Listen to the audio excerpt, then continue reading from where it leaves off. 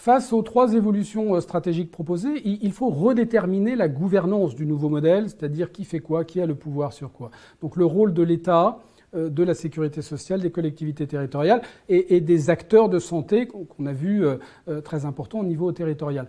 L'État doit avoir véritablement un rôle de stratège et de visionnaire à long terme. Il ne l'a pas aujourd'hui parce qu'il n'a pas le dispositif et il n'a pas les assises institutionnelles pour pouvoir l'avoir. Donc ce que l'on propose, c'est de créer un dispositif qui existe dans d'autres domaines comme la défense et la sécurité, qui est une loi d'orientation et de programmation sanitaire à 5 ans, qui permet de définir des objectifs à 5 ans, un plan d'action à 5 ans, un budget de dépenses courantes et d'investissement à 5 ans, et d'avoir un vrai débat politique autour de ça au Parlement, et donc quelque part d'obliger le pouvoir représentatif élu par le peuple à parler sur le fond des questions de santé, ce qui n'est pas le cas actuellement.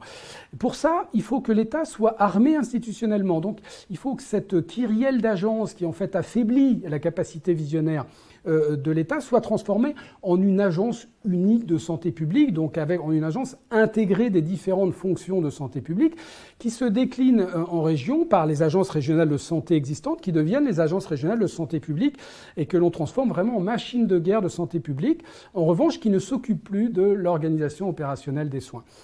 Concernant la sécurité sociale, c'est le premier un petit peu volet de la refonte de cette sécurité sociale, donc de la branche maladie, nous qu'on appelle assurance santé, plus assurance maladie, qui est donc la branche santé de la sécurité sociale, sur laquelle il faut recréer cette dimension démocratique du système, puisqu'on veut toujours, comme en 1945, que le système soit au maximum géré par les assurés eux-mêmes. C'est plus par les travailleurs, c'est par les citoyens eux-mêmes.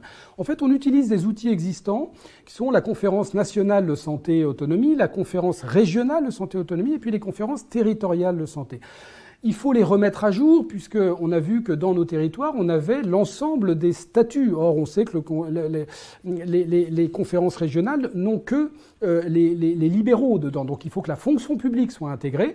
Eh bien, ces conférences, aux 3 niveaux géographiques, vont être intégrées dans le conseil des caisses d'assurance santé. Et donc, c'est cette assurance santé nouvelle version qui va véritablement être l'opérateur intégré de l'ensemble des professionnels de santé. Et puis on a un grand mouvement de décentralisation que l'on lance, parce que si on n'arrive pas à faire de la prévention en France, c'est que nous n'avons pas d'opérateur de proximité.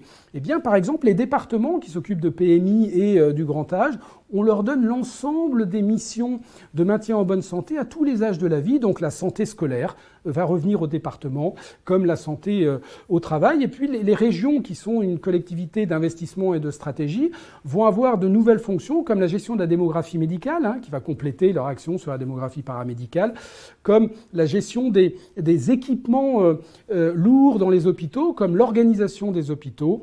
Donc on voit qu'on a un mouvement de décentralisation qui accompagne tout ça, sachant que ce mouvement de décentralisation ne veut pas dire qu'on va avoir autant de politiques qu'il y a de départements ou de politiques qu'il y a de régions. Il y a une politique nationale qui définit une feuille de route avec une déclinaison à l'échelle de ces collectivités territoriales, mais l'Agence régionale de santé publique doit s'assurer qu'il y ait bien une cohérence nationale et que la feuille de route soit bien respectée.